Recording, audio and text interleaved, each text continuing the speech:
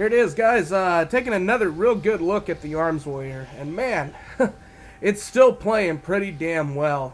They haven't done a whole hell of a lot on changing on it. The way this thing's playing out, guys, in case you haven't seen any of my other videos on it, but the way it's playing out is basically most of your damage is going to be pressed due to Colossal Smash. They've done a huge change on it. What this thing's going to do is your mastery is going to be revolved around how much damage you do during this window period. And this is what you're wanting to save, like if you want to try and line your cooldowns up with it. Just try and get your damage done in this little window period.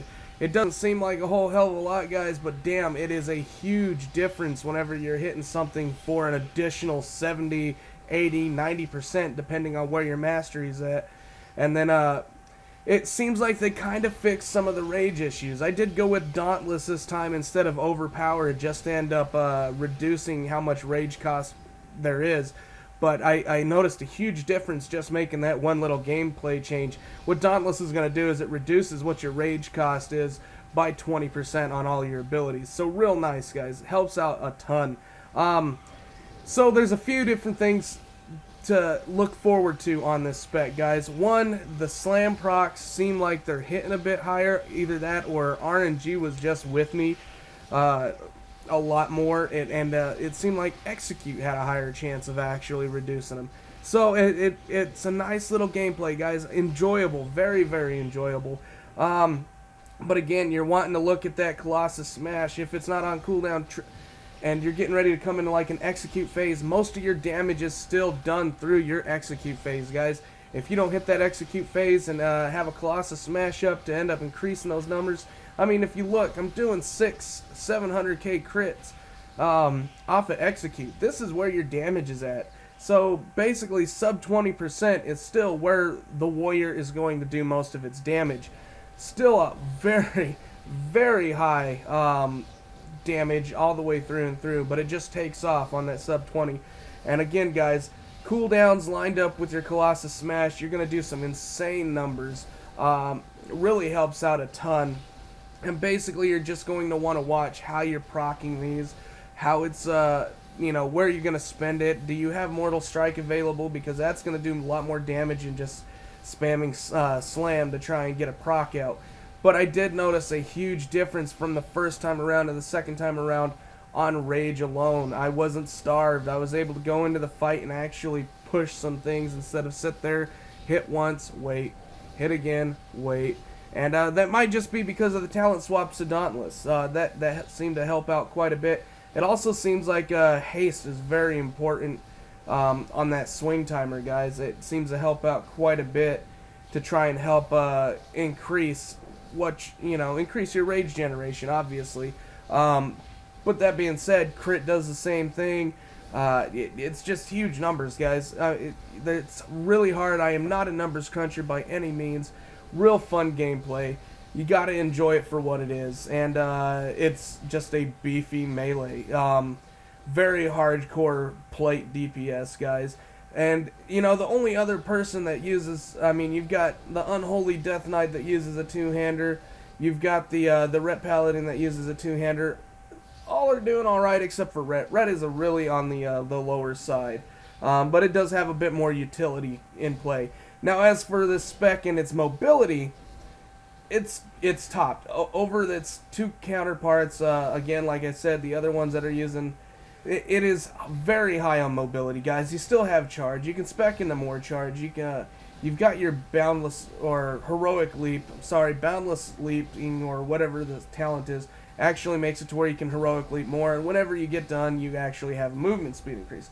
So you can get even more mobility out of this spec than what it already has baseline. Very nice, guys. Defensive cooldowns, it doesn't have as much as you would hope for, but it does have defensive stance. And what defensive stance does is it's just going to reduce the damage you take, but it also reduces the damage you do. And I can't remember if it's 20 or 40%, but it's right around those lines. The other cooldown that you have is baseline all the way across the board for warriors, and that's Commanding Shout, and it's going to do the same thing as it normally does on live, and it's just going to raise the hit points of everybody So you can take larger hits. If you're getting real low, that'll end up helping out quite a bit. So just something to think about, guys. Very well played, very mobile. It's got a good amount of defensive cooldowns. It seems to bring a lot to the table, along with some really good DPS numbers, as long as you're getting Colossus Smash up and you're getting those procs. Very proc heavy, very RNGesus related, guys. So just keep that in mind. There's going to be a lot of situations to where you need to where you're going to do a lot of damage or you're going to do very little damage. Just keep this in mind. Very hard to end up deciding how this thing's going to play out. But as long as you can make it into an execute phase, your numbers are going to look fine. Before then, guys, I hate to say it, but it's based all around execute for the warrior right now, until you start getting some excess artifact power. I don't currently have any artifact power, guys. I try and run these as baseline as possible so I can get a good commanding presentation on how they are at a baseline situation. I don't want to run it too deep. So, again, guys, real good damage. Really spot on with what it's playing. And the way it plays, basically you're going to try and fit as much damage as possible into Colossus Smash, and then you're going to be fishing with either Execute or Slam, is what it looks like. The other way you can get it to proc is through Whirlwind.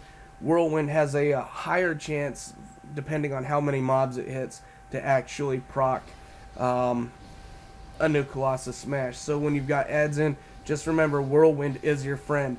Now AoE rotation, guys, I've discussed the single target. Basically, you're going to just end up making sure Colossus Smash is up, doing as much damage with Mortal Strike and Slam in that window, or Execute, depending on what phase you're in. That's basically what your single target rotation is. Very basic. AoE depends on how you've got things. Your artifact weapon, what it's going to do is it's going to apply Colossus Smash to everything that it ends up hitting with real mediocre damage. It's on a 1 minute cooldown, so is Blade Storm. You can end up mixing these two together and do a fuck ton of damage on AoE situations, or you can end up playing it differently. If you need to be more base single target, you can hit Cleave. What Cleave's going to do is actually improve Whirlwind's damage by 20%, I believe it is, maybe more than that, per target that it ends up hitting additional on the next Whirlwind. So what you can do is hit Cleave, Whirlwind, Whirlwind, and then Cleave again, because Cleave does have a cooldown time and it won't be up for 2. Very, very solid damage coming out of this, guys, for AoE. Very enjoyable, and you can really see the numbers clashing. And again, your artifact ability is going to put Colossus Smash up. In a single target, like on the boss, that's going to be awesome also, because it's going to give you one extra area to where you can keep Colossus Smash up in case you aren't getting procs. So it does help quite a bit, guys. But back on the AoE situation, mainly you're going to just focus on whatever your main target is, and you can splash off and do some insane AoE numbers. Single target, this thing does great. AoE, this thing does fantastic. And again, a lot of it's due to that 1 minute lineup with both your artifact ability cooldown and Blade Storm's cooldown being at 1 minute. But guys, we are actually coming to an end on this video. I hope this helped out a bit. They are doing fantastic. They've got some great running around. They've got some great support.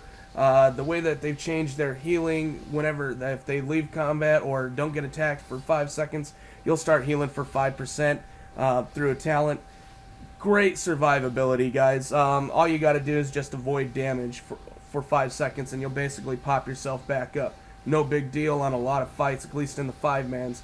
Raid content, we'll see how that plays. But again, guys, I hope you enjoyed this. If you did, go ahead and throw it a like and subscribe, and we will definitely try and get you some of the best content available. Thanks again, and I hope you enjoyed.